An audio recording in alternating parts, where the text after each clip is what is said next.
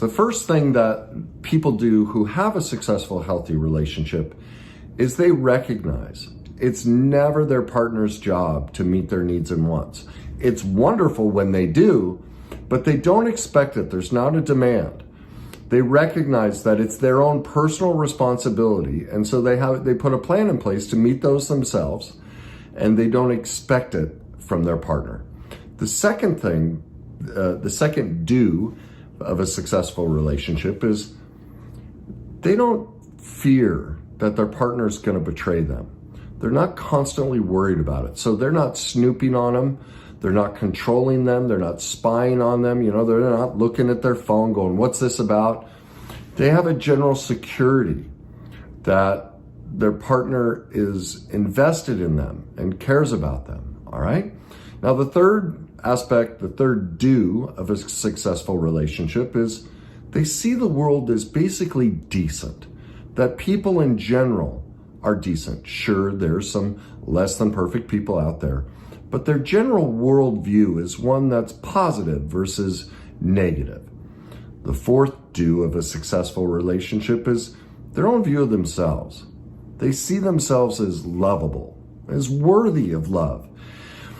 They recognize that they have a lot of great qualities and their imperfections. They love and accept those as well. And therefore, they're open to the possibility that there's somebody else out there who has the exact same feeling about themselves and is willing to accept those perfect imperfections, that as a whole, they are lovable. The next do of a successful relationship is that they just don't allow harmful behaviors. They don't make excuses for them. They don't condone them.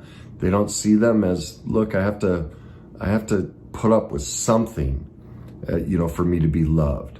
They recognize, wait a minute, harmful behaviors, whether that's words, whether it's actions, abuse, neglect, whatever it may be, they just don't tolerate it. Right from the beginning, they say no to it. The next do of a successful relationship is they don't abandon themselves to be loved. They don't give up their friends. They don't give up their hobbies. They don't give up their careers. They don't give up their family.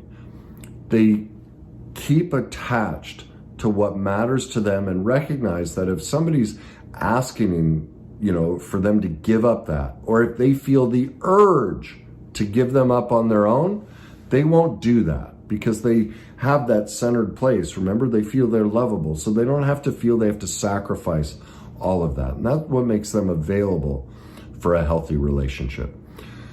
Number 7 of the 10 do's in a relationship is they know what their morals and values are. They know what their needs and wants are. They know what's negotiable and non-negotiable for them in a relationship. And they know how to ask for them or meet them themselves. They're not afraid to go to their partner and say, hey, I need support in this area. They don't expect their partner to read their mind and just figure it out. They constantly communicate from a place. And if their partner isn't able to meet their need in that moment, then they recognize, well, that's okay. My partner's human. They have their own needs and wants. They have their own stresses in life. It's my job to have a backup plan in place to meet this myself. The next, number 8 on the do's to have a successful relationship is they believe in setting boundaries, and that saying no is loving. They don't see them as cold and problematic. They see that boundaries create safety, boundaries create love, and that no is actually love, that it's perfectly reasonable, it's perfectly okay to say no to our partner. Now, the 9th example of the things people do to have a successful relationship is they never enable, rescue, or play the parent with their partner. They see that, you know what, my partner is going to struggle, and I have faith in them, and it's their job to figure it out. I don't have to play the rescuer for them. I don't have to enable them just to keep them around, to gain that false power over them by being a surrogate mother or father that they never had.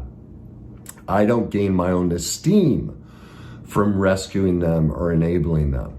I recognize that I've picked a partner who's capable of doing that on their own. And even at times when they may not want to, or they take a break from doing the work on rescuing themselves, that they'll get back to it. Because remember, earlier, they have a trust for people. They have a trust in the process, all right? The final do that people will do in a successful relationship is that they embrace all relationships are difficult. And so they don't withdraw and shut down. They don't pull their love away. They don't run off and quit on it. They stay engaged. They actually understand that the difficulties are what create the long-lasting intimacy and connection, and that both people will use those difficulties to learn about each other and gain a deeper trust and understanding for each other, all right? So those are the top 10 do's that people in a successful relationship, I guess you could call it their 10 commandments, they'll follow those things. Now, they're human, they won't be perfect at it, but this is their base, their foundation of who they are as a person, of what they believe about relationships, of what they believe about themselves, and they always come back to that base. This is where they originate relationship from.